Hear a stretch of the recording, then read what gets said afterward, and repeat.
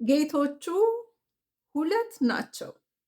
አንደኛው የህይወትን አንኳር እየፈለቀቀ የዕድሜን ጥፍጥሬ እየቦጫጨቀ ደጋኑን ወጥሮ አሳስቶ አባስቶ ንስንስ እያረገ ብትን እያረገ ያፍተለትልሃል ራሱ እንደፈለገ።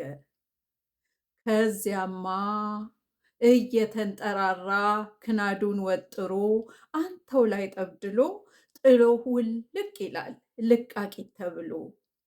አሁን እንደዚህ ነው ይሄንኛው ጌታ አንቅሮ ሲተፋ የለውም ይሉኝታ። ጡዘት ክረት ዙረት የነፍሱ ሙዚቃ ኮቴህ እስኪሰበር መሬት እየደቃ ያሾርሃል በቃ። የመኖርህ ኬላ ገደቡን ሲሞላ እርቃን አስቀርቶ አርጎህ መለመላ የነፍስህን አጥንት እንክት አርጎ ሰብሮ አዲስ ይወጥናል አንተን አሽቀንጥሮ።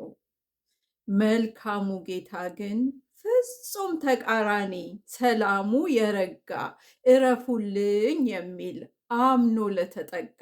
እንደዚያኛው ጌታ ጨቁኖ ረግጦ አንቅሮ አይተፋም እንዳገዳ መጦ። ቀንበሩ ልዝብ ነው ጫንቃ አይገሸልጥም፣ እንደ እንዝርት አሹሮ መሬት አያፈርጥም።